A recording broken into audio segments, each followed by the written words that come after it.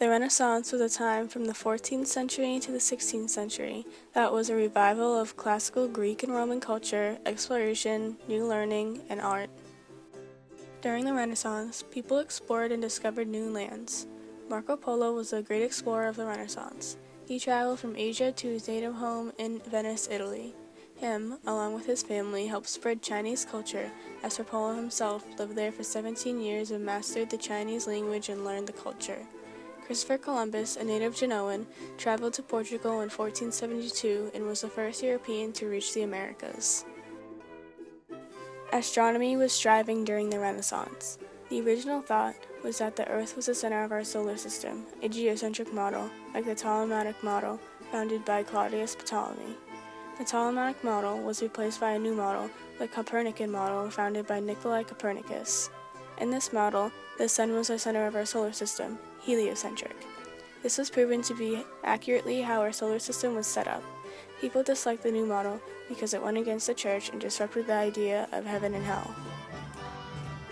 A great artist of the Renaissance was Michelangelo di Lovico Buonarroti Simoni.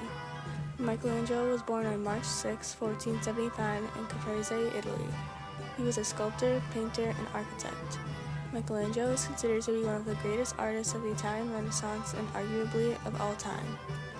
After a time of traveling and learning, Michelangelo moved to Rome, where he gained a reputation from the famous Cupid sculpture he sculpted. He hoped coming to Rome he would find new donors for his creations yet to come. His hopes came true since he started modeling a marble Bacchus under the patronage of a banker by the name of Jacopo Gassii. Bacchus is one of his more famous sculptures. Another well-known sculpture by Michelangelo is a sculpture of Mary holding the dead Jesus across her lap, known as Piety. He was commissioned to make this for Cardinal Jean Bellairs de la Guelas on August 27, 1498. It can be seen on display in St. Peter's Basilica in Vatican City. In 1501, Michelangelo returns to Florence, where he gets right back to sculpting. He accepts the challenge of the statue of David for the Cathedral of Florence. It took him about 2.5 years to complete the massive 15-foot-tall statue. After he finished, he is known as the greatest living artist and is entrusted with several works, all by different patrons at the same time. In 1505, Michelangelo was called back to Rome to take on a colossal project, the tomb of Pope Julius II. It was 8 years before the Pope's death, and he had major plans for his tomb in St. Peter's Basilica. Speaking, he entrusted Michelangelo with the project. The tomb was to be a 3-story freestanding monument and had as many as 47 large Carrara marble figures according to Michelangelo's plans. During the project, Michelangelo's architect skills were shown. Shortly after the project was started, it was interrupted, and Michelangelo ended up completely finishing it in 1545, and it was placed in San Pietro in Vincoli, Italy, far from St. Peter's Basilica. The interruption was no other than the Sistine Chapel in Vatican City. Pope Julius II asked Michelangelo to switch from sculpting to painting. He was to decorate the 65-foot-long ceiling of the Sistine Chapel alone. He spent endless hours painting it and guarded the project jealously until it was to be revealed.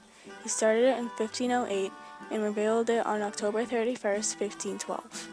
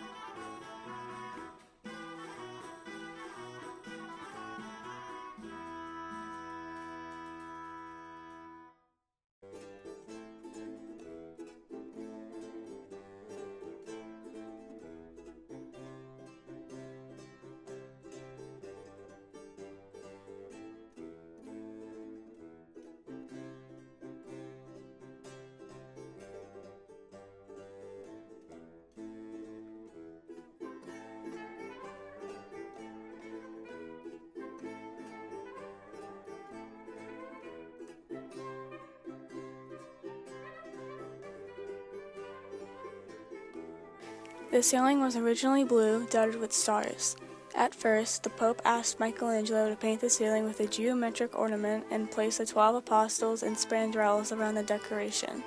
Michelangelo suggested what it is now today, the Old Testament scenes, and the Pope clearly liked that idea. Humanism is a view that focuses more on human interests.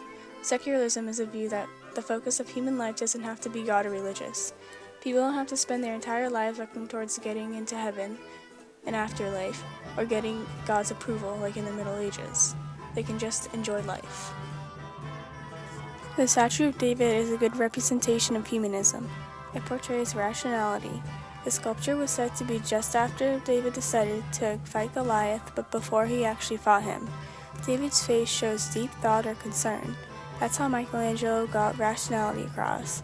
David isn't just going to come at Goliath with no plan. He's thinking of an intelligent way to defeat the enemy. He displays humanist ideal of a man who became a hero through intelligence, power, and fearlessness. David also portrays humanism by representing civic virtue. The statue itself symbolizes the defense of civil liberties of a new Florentine republic.